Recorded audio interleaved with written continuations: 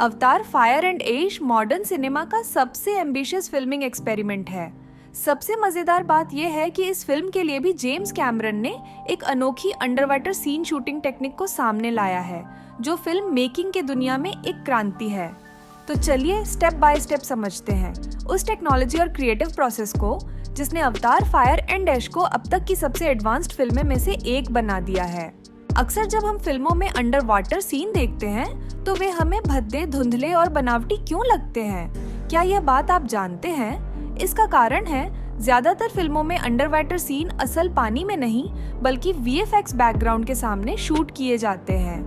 Actors को harness से हवा में लटकाकर ऐसा एक्टिंग कराया जाता है जैसे लगता है कि वह पानी के अंदर तैर रहे हों। उसके बाद पोस्ट प्रोडक्शन में हैवी CGI, स्मोक, ब्लर और एनिमेशन जोड़ दिए जाते थे। लेकिन प्रॉब्लम यह थी कि पानी जैसा नेचुरल एलिमेंट जब पूरी तरह डिजिटल बनाया जाता है तो उसका रेजिस्टेंस और बॉडी मूवमेंट नकली लगने लगते हैं। इसीलिए सिनेमा घर में ऐसे सीन अक्सर मटमैले और अनकन्विंसिंग दिखते हैं और उन्हें ठीक करने में पोस्ट प्रोडक्शन को महीनों लग जाते हैं। लेकिन ये पूरा प्रोसेस अवतार द वे ऑफ वाटर के बाद पूरी तरह बदल गया था। जेम्स कैमरन ने पहले से चले आ रहे अंडरवाटर VFX शूटिंग को सिरे से नकार दिया था और एक बिल्कुल अलग रास्ता चुना। उन्होंने तय किया कि अगर पानी को असली दिखाना है तो एक्टर्स को सच में पानी के अंदर ही परफॉर्म करना होगा। इसी सोच के साथ फिल्म के लिए करीब 2,50,000 गैलन पानी वाला एक बेहद एडवांस्ड स्विमिंग पूल तैयार किया गया था, जो पूरी तरह अंडरवाटर शूटिंग के लिए डिजाइन किया गया था।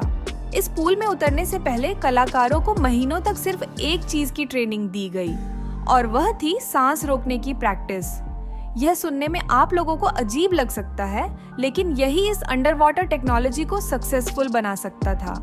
ट्रेनिंग करते करते कई कलाकार तो इतने एक्सपर्ट हो गए थे कि उन्होंने 5 से 8 मिनट तक सांस रोकने का रिकॉर्ड बना डाला था।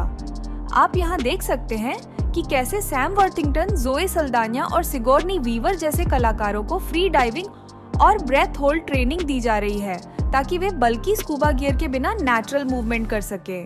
सांस रोकने की ट्रेनिंग दरअसल इसकी वजह से कराई गई थी कि शूटिंग के दौरान एक्टर्स ने जो मोशन कैप्चर सेंसर सूट पहना था, अगर किसी सीन के बीच उनके नाक या मुंह से एक भी बबल निकल जाती तो कैमरा और सेंसर उस मूवमेंट को ठीक से कैप्चर नहीं कर पाती और पूरा शॉट बेकार हो जाता। इसलिए एक ही टेक को पूरा करने में कलाकारों को 4 से 5 मिनट तक बिना सांस लिए परफॉर्म करना पड़ता था। कुछ सीन्स में उन्हें small under water jet assist भी दिए गए थे ताकि वे Pandora style water motion achieve कर सके और फिल्म में ग्रेविटी लेस फील बनी रह सके। इसके अलावा जेम्स कैमरन ने कैमरा टेक्नोलॉजी में भी इनोवेशन की थी। उन्होंने ऐसे एडवांस अंडरवाटर कैमरे बनाए थे जो पानी के अंदर होने वाली हर मूवमेंट को रियल टाइम में लाइव CGI डेटा में बदल देते थे। यानी एक्टर पानी में परफॉर्म कर रहा होता था और उसी समय डायरेक्टर के मॉनिटर पर उसका डिजिटल नावी अवतार मूव करता हुआ दिखाई देता था। यह वर्चुअल प्रोडक्शन का बिल्कुल नया लेवल था।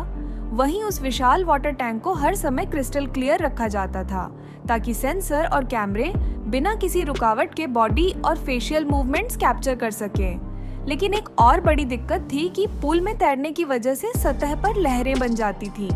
इन वेव्स को कंट्रोल करने के लिए कैमरन ने पूल की सतह पर बबल बॉल्स डलवाईं, जिससे ऊपर की हलचल कैमरे में न दिखे और पानी स्थिर बना रहे।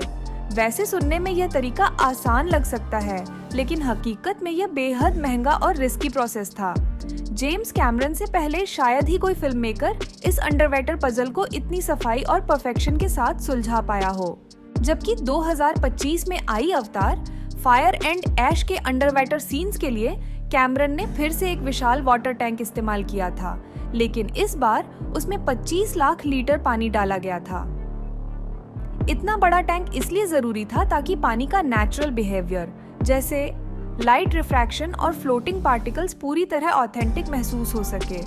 जैसे कि मैंने आपको बताया कि पानी के अंदर मोशन कैप्चर करना अपने आप में ही एक बहुत बड़ी तकनीकी चैलेंज है। आपकी जानकारी के लिए बता दूं कि मोशन कैप्चर सिस्टम्स जिसमें फिल्म शूट किया गया है वह दरअसल इंफ्रारेड लाइट पर काम करती हैं, लेकिन पानी जो है वो IR लाइट को एब्जॉर्ब कर लेता है, जिससे बॉडी और फैशियल डेटा ठीक से कैप्चर नहीं हो पाता है। इसी समस्या को अवतार 3 में पहली बार सही किया गया है, यानी कि इस बार UV light based capture system का इस्तेमाल किया गया है, जो इतिहास में अब से पहले कभी भी नहीं हुआ था। दरअसल यूवी टेक्नोलॉजी की मदद से पानी के अंदर भी चेहरे की माइक्रो एक्सप्रेशन, आंखों की मूवमेंट और बॉडी पोस्चर को सटीक तरीके से रिकॉर्ड किया जा सका है। तभी तो मैं कहती हूँ कि अगर अवतार 3 जैसी बड़ी फिल्में अगर देखना है तो आप इसे सिनेमा घर में ही जाकर देखें। तभी आपको इस फिल्म के पीछे की हार्ड वर्क समझ में आएगी और आपको फिल्म का मजा भी आएगा। इसके अलावा प्रोडक्शन ने 2 अलग-अलग कैप्चर सिस्टम्स पैरेलल में इस्तेमाल किए थे, एक पूरी तरह पानी के अंदर और दूसरा पानी के ऊपर। इन दोनों सिस्टम्स को फ्रेम एक्यूरेट सिंक में रखा गया था, जिससे कि परफॉर्मेंस डेटा में किसी तरह का मिसमैच ना आए। ये सेटअप इतना कॉम्प्लेक्स था कि इसे रियल टाइम में मॉनिटर करने के लिए अलग टीम्स लगाई गई थीं। वहीं कैमरा टेक्नोलॉजी भी उतनी ही एडवांस थी।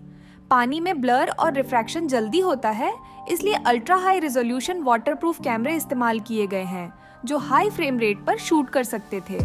कई अंडर वाटर सीक्वेंसेस को स्टैंडर्ड 24 FPS की बजाय 48 FPS यानी कि हाई फ्रेम रेट में कैप्चर किया गया था, ताकि 3D में मूवमेंट ज्यादा स्मूथ, क्लियर और इमर्सिव लग सके। शूट के बाद ये फुटेज सीधे फाइनल नहीं जाती थी, क्योंकि आप सभी को पता है कि शूट के बाद ये सारी फुटेज प्रोडक्शन में जाती है, जहां पोस्ट प्रोडक्शन में इन्हें एडिट किया जाता है। इस फिल्म के लिए इसे पैंडोरा स्पेसिफिक CGI लेयर्स के साथ मर्ज किया गया था। इस पूरे प्रोसेस में VFX कंपनी ने स्पेशलाइज्ड वाटर सिमुलेशन और फेशियल कैप्चर रिफाइनमेंट तकनीकों का इस्तेमाल किया था, ताकि रियल परफॉर्मेंस और डिजिटल वर्ल्ड के बीच की बाउंड्री पूरी तरह डिसॉल्व हो जाए। इस फिल्म में CGI स्टार्टिंग पॉइंट नहीं है। एक्टर्स की रियल परफॉर्मेंस को पहले कैप्चर किया जाता है और उन्हीं परफॉर्मेंस को बेस बनाकर पूरी डिजिटल वर्ल्ड बाद में क्रिएट की जाती है। यानी जो आप स्क्रीन पर देखते हैं वह किसी एनिमेटर की इमेजिनेशन नहीं, बल्कि एक्टर की एक्चुअल बॉडी लैंग्वेज, टाइमिंग और इमोशन का डिजिटल रूप है। यहाँ शूटिंग होते हुए देख सकते हैं यह परफॉर्मेंस कैप्चर स्टेज, जिसे इंडस्ट्री में द वॉल्यूम कहा जाता है। ये सेट मैनहट्टन बीच स्टूडियोज में है, जो कि सदर्न कैलिफोर्निया में स्थित है। आप लोग देख सकते हैं कि यह एक मैसिव इंडोर स्टूडियो होता है, जहां सीलिंग और वॉल्स पर hundreds of high resolution cameras लगे होते हैं। एक्टर्स मोशन कैप्चर सूट्स पहनते हैं, जिनमें सेंसर्स एम्बेडेड होते हैं, जो बॉडी के हर जॉइंट, स्पाइन, शोल्डर, लेग्स और पोस्चर को ट्रैक करते हैं। इसके साथ साथ एक्टर्स के चेहरे से सिर्फ इंच की दूरी पर हेड माउंटेड फेशियल कैमरास लगाए जाते हैं। ये कैमरास माइक्रो एक्सप्रेशन तक कैप्चर करने में सक्षम है। लिप टेंशन, आई फोकस, भौं की हरकत, चीक मसल शिफ्ट, सब कुछ को बारीकी से कैप्चर भी करता है। इसी वजह से अवतार के कैरेक्टर्स एनिमेटेड नहीं लगते, बल्कि इमोशनली जिंदा महसूस होते हैं। वैसे आप यहाँ शूटिंग के टाइम पर भी देख सकते हैं कि जहाँ पर शूट हो रही है, यानी द वॉल्यूम जो है, वो कोई एम्प्टी रूम नहीं है। यहाँ एक्टर्स को रियलिस्टिक परफॉर्मेंस देने के लिए production team proxy props use करती है। जैसे कि आप यहाँ देख सकते हैं कि फ्लाइंग क्रिएचर्स के फ्रेम बने हुए हैं। इसके अलावा वेपन्स हैंडल, व्हीकल्स इत्यादि आपको इस स्टूडियो में देखने को मिल जाएगा। ये सब फिजिकली बिल्ड किए गए हैं। इस फिल्म का एक बहुत ही पॉपुलर किरदार है वरांग, और इस किरदार को निभाया है यूना चैपलिन ने, जो कि यह रोल पूरी तरह से परफॉर्मेंस फर्स्ट अप्रोच से बनाया गया है। वरांग के सीन्स को सिर्फ CGI से नहीं बनाया गया था। सबसे पहले रिचुअल कोरियोग्राफी को परफॉर्मेंस कैप्चर स्टेज पर फिजिकली रिहर्स किया गया था। एक्टर्स ने tribal movements, grounded stances, aggressive posture और सिंक्रोनाइज्ड बॉडी लैंग्वेज पर प्रैक्टिस की थी।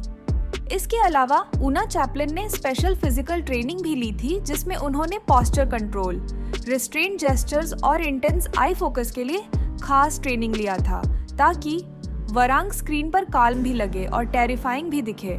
इस रोल के लिए यूना चैपलिन ने एक्सटेंसिव फिजिकल और स्टंट ट्रेनिंग भी ली। इसके अलावा combat movements, weapon handling, clan specific posture और बॉडी लैंग्वेज पर भी महीनों तक काम किया था।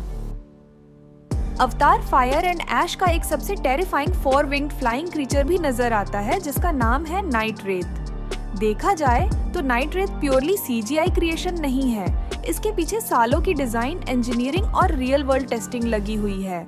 दरअसल जेम्स कैमरन चाहते थे कि यह क्रीचर पैंडोरा के पुराने फ्लाइंग बीइंग से बिल्कुल अलग दिखे, इसलिए उन्होंने इसे क्रिएट किया था। आपको बता दें कि वैटा एफएक्स नामक कंपनी ने नाइट रेत के फ्लाइट डायनामिक्स क्रिएट किए थे। वहीं अगर देखा जाए तो पिछले 25 सालों में जेम्स कैमरन और उनकी टीम ने 3D टेक्नोलॉजी को लगातार अपग्रेड किया है। आपकी जानकारी के लिए बता दूं कि एवेटार 3 को ट्रू स्टीरियोस्कोपिक 3D टेक्नोलॉजी से शूट किया गया है। अब देखिए ये टेक्नोलॉजी कैसे काम करती है। आपको बता दूं कि हमारी आंखें कोई भी चीज को 2 डायमेंशनल में ही देख पाती है, और जबकि हमारा ब्रेन उन दोनों इमेजेस को कंबाइन करके डेप्थ क्रिएट करता है। तो ठीक इसी बायोलॉजिकल प्रोसेस को डायरेक्टर जेम्स कैमरून ने फिल्म में कैद किया है। शूटिंग के दौरान लाइव एक्शन सीन्स में 2 कैमरास यूज किए जाते थे, जिनकी लेंस डिस्टेंस डायनामिकली चेंज होती है, जिसकी वजह से यह पूरा प्रोसीजर एग्जैक्टली ह्यूमन आइज की तरह काम करता था। तो जब आप अवतार फायर एंड ऐश को सिनेमा घर की बड़ी स्क्रीन पर देखें, तो ये याद रखिएगा कि आप सिर्फ CGI या एनिमेशन नहीं देख रहे हैं। आप देख रहे हैं कलाकारों की रियल परफॉर्मेंस, जो पानी के अंदर कैप्चर की गई है और फिर उसे दुनिया की सबसे एडवांस टेक्नोलॉजी के जरिए एक जिंदा, सांस लेती डिजिटल दुनिया में बदला गया है।